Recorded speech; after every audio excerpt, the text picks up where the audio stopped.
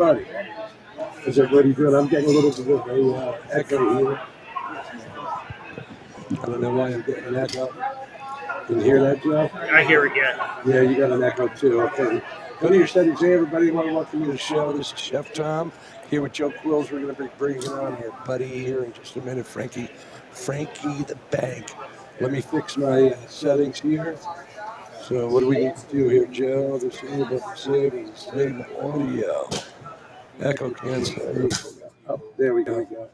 I had the echo cancellation on. Still getting an echo. Why are we getting an echo? Let's check this here. Okay. 2 layers with the same audio source on the scene may lead to echo issues. So, Joe, you might have to go to your other headset. Okay. Go to your other headset. We'll get this all fixed, everybody. We are live in Gulfstream, and we're going to get rid of this echo here. Hang on. I think that's better. Look at that. All right. So while Joe's getting his thing fixed there, this is Chef Thom. In just a moment, we're going to bring it on Frank G. Matter of fact, let's bring Frank G on now. Hang on here. This is like, hey, Frank, you got to look into the camera. Yeah, but you're kind of like, go over this way. Yeah, look at Joe's screen. He'll see where you're at. You see it? I don't see him on here. Oh, okay. That's too bad. You will in a second. Hang on. Now going to add me to the scene. And I don't know why it's not adding me. Look at this. Hey, everybody, we really got this going today, don't we? But hang on. Chef Thom's going to fix this. So we got, and of course my phone's ringing. Well, too bad. Let's fix this real quick. There we go. Transition over. Why does it keep losing me, Joe? You gotta click on your name there. Yeah, I did. And then when I transition over, I'm not there. So Joe's going to come over here and he's going to fix this for me. I'm using a new board here. I'm trying to get used to it. But everybody, hang in there with us because we're good to go. Maybe Joe Quills is going to get me all dialed in. All right, Joe. So fix me up here. Let's not look like a bunch of fools that we are. Okay, watch when you transition over. I'm just a guest. Yeah, Joe's. Yeah.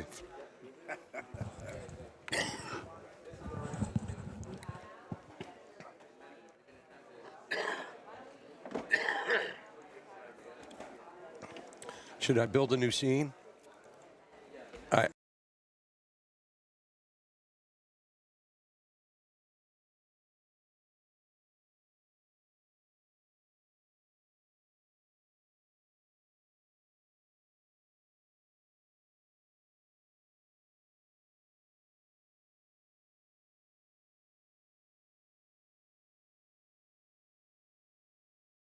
To the studio. Bada bing, bada boom. All right, so here I am. Add to the scene. Let's go. Let's see what happens. I should have had this all ready to go, which I actually did, everybody, but you know me. Mr. Unprepared. We're going to get this fixed. Yeah, look at that. Transition over. There we are. Okay, everybody, we're back in business. So this is Chef Thom. I got Frank the Bank, Frankie G, and Tommy boy, how are you today? I'm doing good. How you doing? I can't hear you. Hang on a second. I got to turn your mic on. Okay, now say hello. Tommy boy, how are you? There he is. I'm doing well, Frank. You're a little dark. There's nothing we could do about it. It's pretty dark in here. It's all right. Say You don't hi, want to see Joe. my face. You got Joe Quills over here too. Say hi there, Joe. Welcome in, everybody. This is definitely not Studio 213 today. Yeah, it definitely isn't. But it is what it is. And it's funny, Joe, because your headset is still picking up. Put your other headset on. Let me see if we got rid of the. Wait. Hello, AJ. Let's see. Don't worry, boss. Can you hear me now? Oh yeah, look at that. No more echo. All right. Yeah, and I got Frank in 2 different screens here, but we're live. Live, ladies and gentlemen. We are live in Gulfstream. This is also eligible. This is Joe Quill's show. I'm sitting in today. Frank's sitting in. We're in Hallandale, Florida for the Gulfstream. What's this race called, Frank? The Breeders' Cup World. The Pegasus World Cup. Breeders' World Cup. Pegasus World Cup. Yeah, Pegasus World Cup. Yeah, Pegasus. Yeah, they got- It's still early. They got 3 Pegasus races, races 10, 11, and 13. We're definitely going to look at the final 4 races. Okay, definitely in for the Final Four. I already got my And- picks in. And for- did you play that 6 to win in the second race? I'll tell you right now. I got 5, 6, 7, 8 trifecta box. Well, that didn't come in, but I did have the 6. What came in? What was the numbers that came in? It was As long as it's 5, 7, and 8, then I'm golden. 695. Oh man, and I was going to go 9 too. Now I should have been a pervert and played the 6-9 box. Yeah, you should have. Now let me ask you this: what did that pay? Because I was gonna do a second bet with 5, 9, 5, 6, 9. I was going to do 5, 6, 7, 9, but I was like, yeah, I don't want to do like another $120 right away. What was the payout? It was $90.95 for 50 cents. So multiply that by 4, about $364. Oh, that would have been a nice little payday, Yeah. man. But Yeah, man. I did give out Jimmy's dailies to Chef Thom. He didn't listen to me. He must not have been reading my articles even. I should have listened to you. I'm going to listen to you today, and I'm going to listen to Frank. We got 2 professional gamblers here, 2 professional degenerates. Well, you know. Well, he may be, but I try not to. Yeah, but Joe. I pretend. Frank, what's your buy-in today? $6,000 buy-in. 2 of them. Wow. Yeah, well, I won in. I had Yeah. a couple good weeks. Yeah, so. And exactly how does this Pegasus World Cup betting championship work? You have to meet your minimums today. So we start with 6,000. Like 1,000 goes to the prize pool, which gets paid out to everybody. And then you have your bankroll is 5,000, and the minimums today are you have to bet 4 races at $500, but you must bet your full $5,000 bankroll to be eligible. So really, you can try to shoot 3 layups, 500, 500, 500, and then do an all in. Right. So there's a lot of different strategies that you could do. But I haven't really decided what the hell my strategy is going to be. Yeah, you've still got some time. Yeah, so I'm just, I picked out all my races here. I'm going to start gambling in race 5. And I don't know if I'm allowed to do this or not, but I'm going to give a shameful plug to Jupiter Donuts in Boynton. I was going to say Poway, California, in Boynton Beach, Florida. So we got some donuts over here. Defo, if you're hungry, we got some Jupiter Donuts, best donuts ever. We have Defo's going to be joining us just a little bit. Hell, you go help yourself, man. Yeah, don't drop them because that's like my baby right there. And over. Yeah, I'll be living off of that all day. Put it over there. Have a donut. Over Frank's right shoulder there is AJ, and just to let you know, I had to bail him out at Charlestown races, the jail there in West Virginia. Not sure if you saw that video. We're not going to share it today. What happened? There was a streaker at Charlestown Oh, last yeah, week. that's right. AJ did the little streaking thing. He said it was me. I ID'd him as him. It's on my it's on my Instagram. It's on my YouTube. All Right. on Joe Quills. Definitely wasn't me, that's for sure. Yeah, we're going to be having a lot of fun here Yeah. today. I got Frankie and like 4 things here. This is crazy. But it's all good. But listen, we're here to have fun today. Joe, go ahead. Take it away, man. Yeah, this is your show. So we're going to look at we're definitely going to look at the last 4 races. They're the 2 breeder. You got me saying. I'm sorry, man. The Pegasus, buddy. I screwed it all up. Okay. What do we got to do? If we want Defo, we'll have to be in the next couple of minutes. Oh, okay. Here, put Yeah, Defo we'll get on. Dan. Let's bring Okay. Defo in. Yeah. All I right. want to see who he likes, and especially Yeah. the big one, because. All right, so listen out there in Bleacher Brothers land. We're bringing Defo on, very famous broadcaster down here in South Florida. So Jeff's going to come on. Frank, he's just schmoozing right now with Frankie, and we're going to get Defo in here. We're just going to go balls to the wall today, man. We're going to have fun.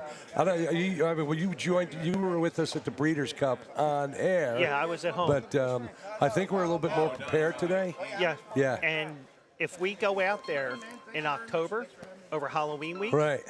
we will be even more prepared. Yeah, because we're definitely going to be more prepared for that. And Frank said he's going to be able to get us a table set up Yeah. in the room where where I was, and we'll be able to broadcast just like we're doing now. We'll have all the equipment set up. We'll be good to go. And hey, we got Jeff Defo coming we have on the here. legend Defo with us today. How are you, man? I couldn't be better, man. It's nice to be on with you guys. you Fantastic doing, being brother? here. Still schwitzing, though. We had to sprint up the stairs to get on the show. I didn't realize how out of shape I was. So, Oh, my God. good to be with Well, you guys, yeah. I'm not as round as I used to be, but they say with me, one thing I always say is round is a shape. Yeah, that's what I look at, man. That is true. Because I'm pretty round. You guys have to be excited, though, today. I mean, Yeah. if you wanted to find a day. And I've been coming to Gulfstream Park since I moved to Florida from California. I think it's 42, 43 years now, maybe even wow. more, 44. And, I've been here on big days. I've done broadcasts, live TV shows on big stakes days. And I don't know that I've seen an atmosphere quite like this, especially under the new configuration. Yeah.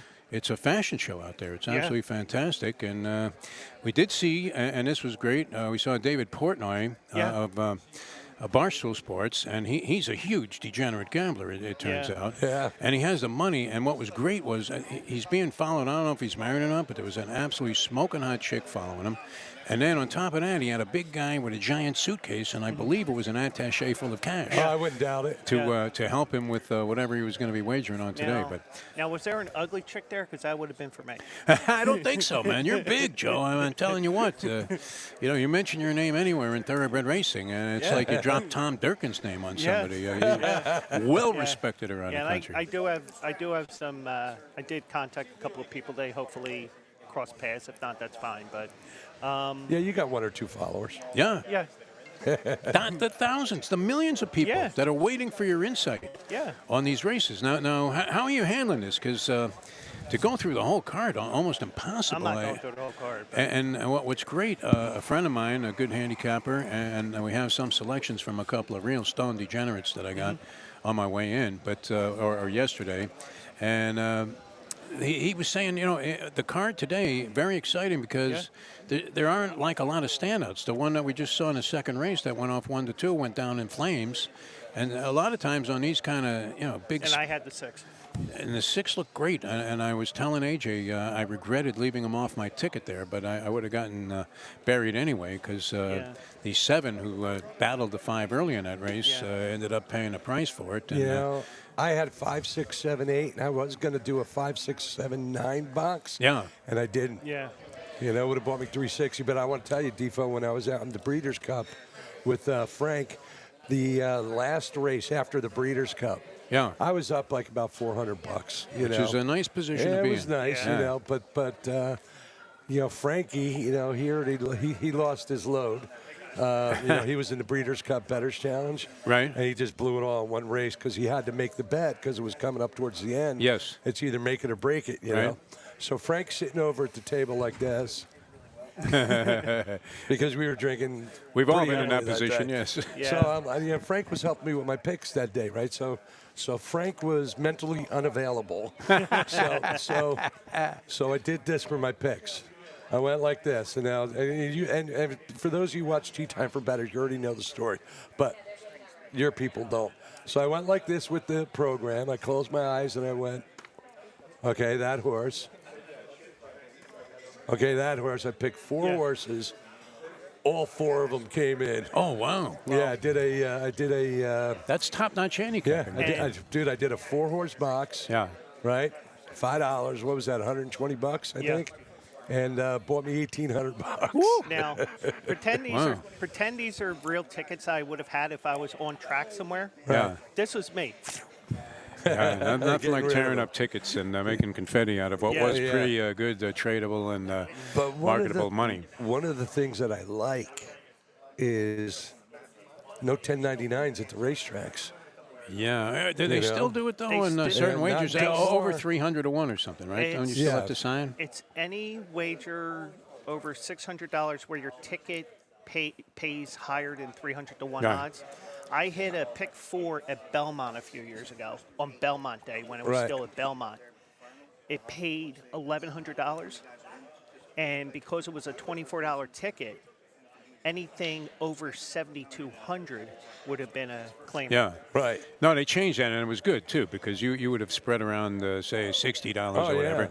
yeah. You hit for 601. Yeah, it's- now you Yeah. got to sign for it. Although you can write off an equal amount of losses. Yeah. But back it's- in the day, you used to have to save. Oh, yeah. I don't know if anybody, if you're a gambler and you've been busted out your whole life like most of us have, and Yep. you're used to losing money, and you finally hit something, and then the government has to get involved. Yeah. You're thinking this is asinine, but can you imagine you're the one guy that they actually took to the IRS audit and scrutinized what you try to write off, saying that hey, I didn't win money. I'm a little bit nervous going right now Well. because in was it Labor Day weekend? I was up in New Jersey, Yeah. and I got an alert on my app, and it's on my Hard Rock app. It was a $500 match play. Okay, so I Okay. was like, okay, this is cool. Football season's starting. I'll do it. And then it said casino only. I'm like, I'm not going down to the casino. And then all of a sudden, I'm looking at my phone, and I'm like, this app looks kind of different. Right? Yeah. So I was like, okay, I'll bite. So after about an hour and a half of playing, I turned that $1,000 into $5,000.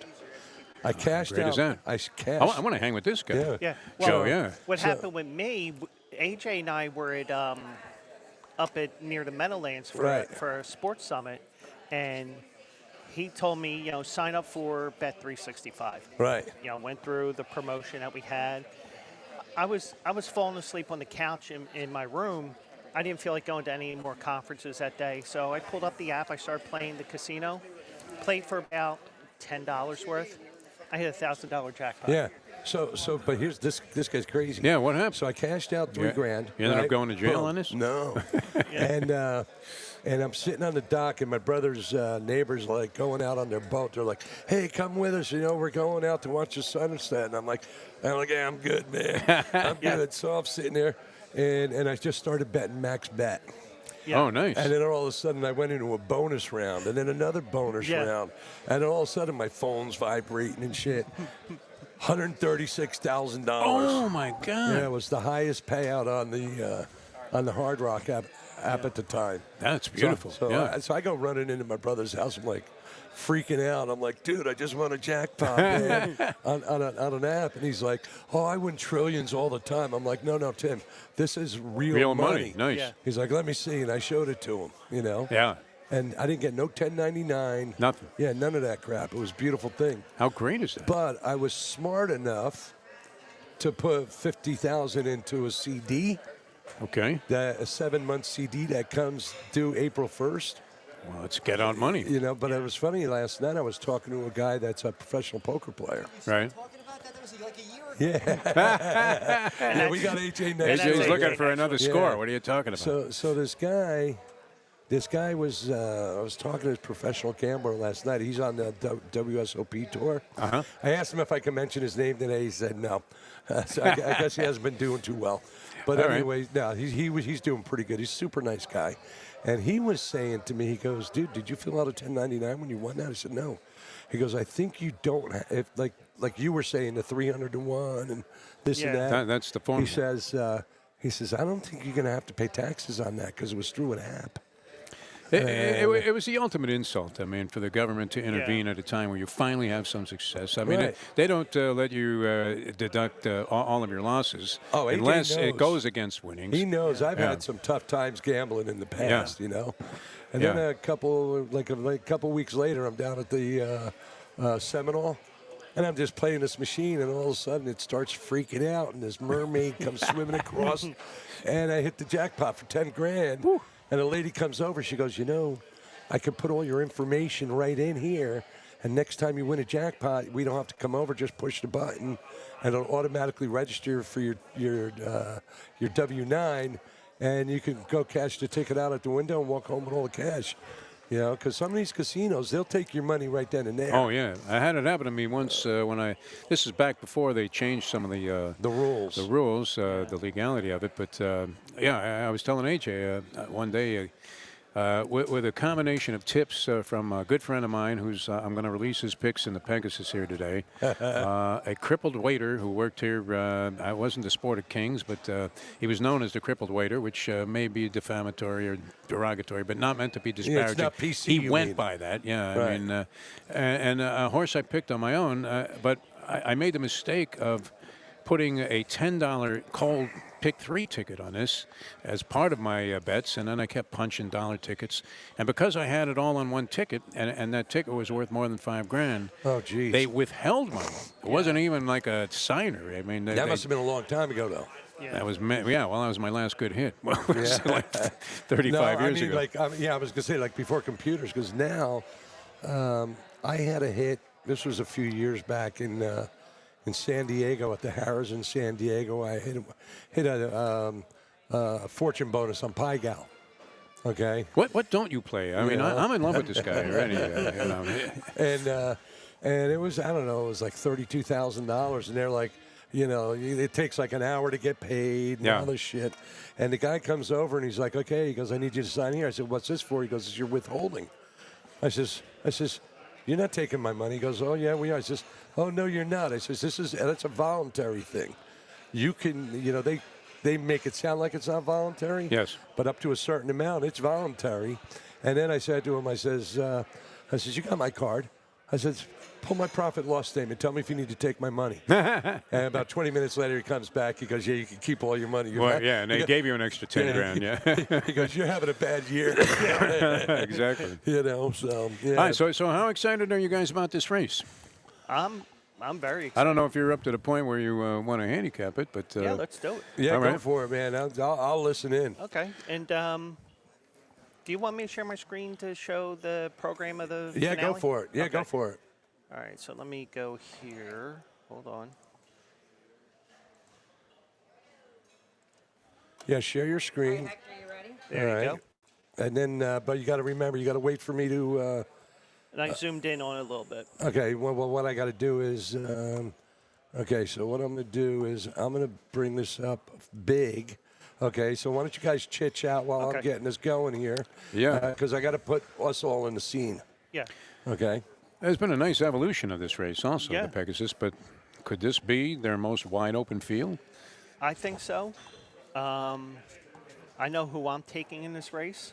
All right. I don't know what you think in this race. You know what? I'm going by a consensus of two of my favorite handicapping degenerate friends. And I got a text from the Santa Anita Saratoga track announcer who appeared with us with Pete Aiello, the track announcer here on one of our shows on Bleacher Brothers. Conversations was great fun. Frank is the ultimate. I mean, one of the funniest guys that you'll ever run into in your lifetime, and an amazing knowledge of thoroughbred racing. I mean, he remembers stuff from 50 years ago. He can remember the details, even before he was a race caller, of the third race at Los Alamitos on the night card when they were running quarter horses, and give you chapter and verse on what happened. So he thinks that Locked is exactly that. That Lock is a standout. Locked is a standout, and that doesn't necessarily mean that he's winning all the time, because I've seen him in situations that I'm not at liberty to describe, but let's say that there were moments of desperation there that rivaled anybody that you've ever seen. And fortunately for him, he's doing very, very well for himself right now. And another friend of mine who has done shows with me forever, who I met through the racetrack, he was a jockey agent when I met him, and I was doing a thoroughbred racing show on TV. And we became very close friends, and he was a commentator with me on a lot of different stuff. The consensus, though, the 6-ball seems to be getting a lot of effort here in terms of recommendations. Stronghold, although I mentioned him to somebody else, and they laughed at me. So, but both my friend the Polyman, who handicapped the race for us, and he says Locked is in there. He likes the 6. What race are you looking at? Stronghold. We're looking at the Pegasus now, the 13th Okay, so race. that's the 13th race. So he has Stronghold on top, Locked, Skippy Longstocking, who is a personal favorite of mine because I have a dog named Skippy, who you might have heard in the background on several of our shows on Bleacher Brothers, has a very distinct bark. And he threw in Mystic Dan. That's the Polyman. Miramati recommended a ice-cold Superfecta. All right, so Let me see if I can dig it up here for All you right, guys. so give me. You can give me all your picks when you're done. Just go through your horses, because I'm going to take your advice, and I'm going to do a 4-horse box on that race. I'm also going to do my famous point on the page for that race. Oh, I think you should, yeah. You know? Actually, Miramati in his cold superfecta has locked on top of the 6 stronghold. Skippy Longstocking 3rd, and then he threw the 5.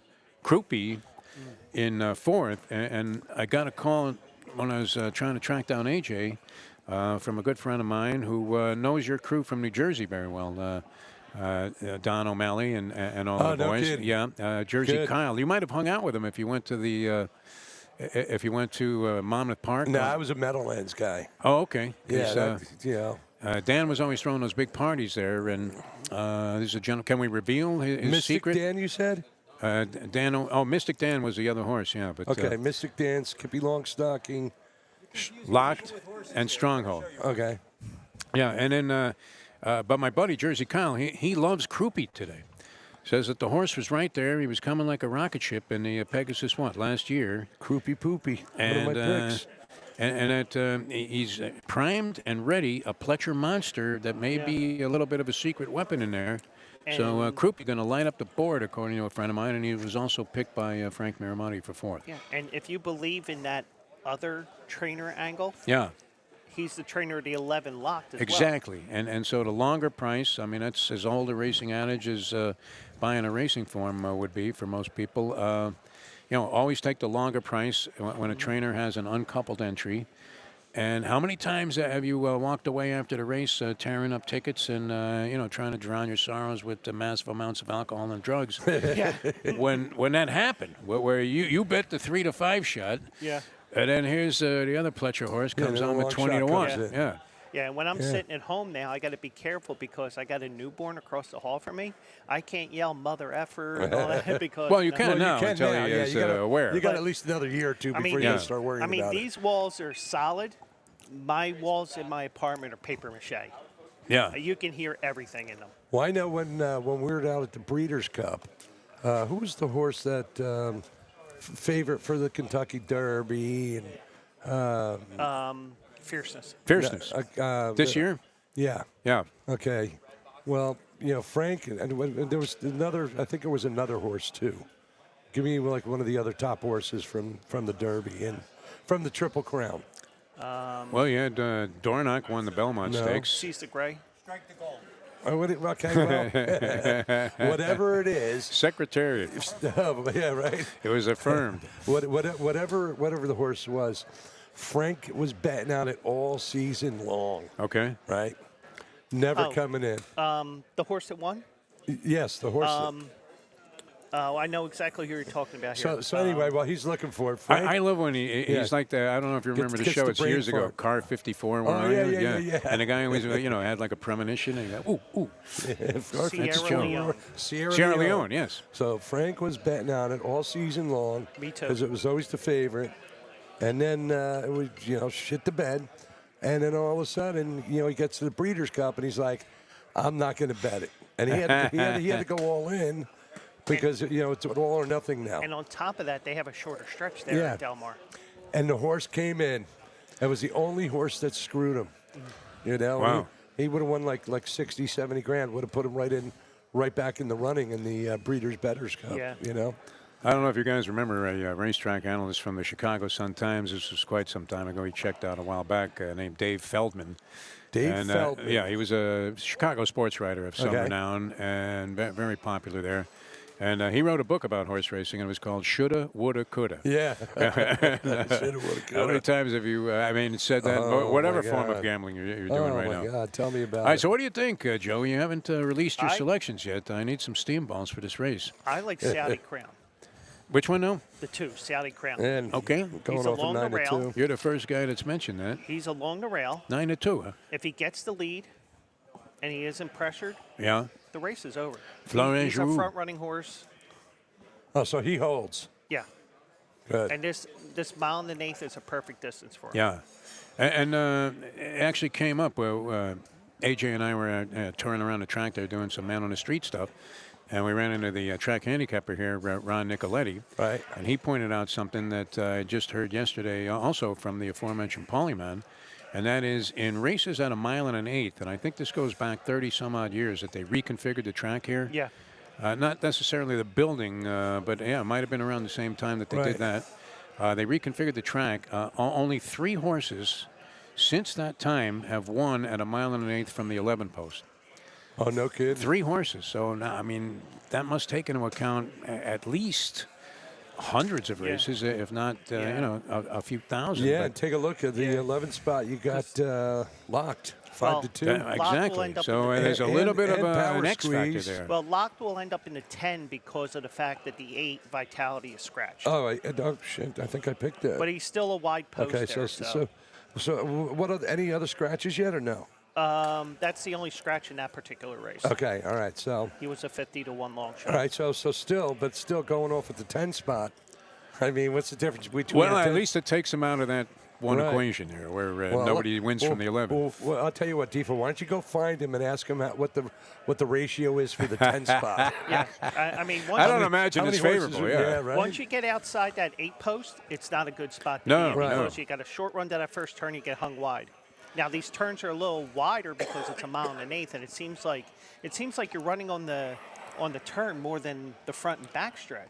Right, now, Frank, Joe, I have your screen up, so Yeah. you could go through it. You know, I you've got tend to Defo, ignore yeah. that kind of statistic, which is why I've been a loser my whole life. But yeah, I mean, you're fighting off some hideous, onerous odds if only 3 11 horses have won in all Yeah. the history of 1 1/8 miles races here at the and stream. if I remember years ago, and we're going back to 2005, I think it was. Yeah. Barbaro had like the 11 or 12 for the Florida Derby.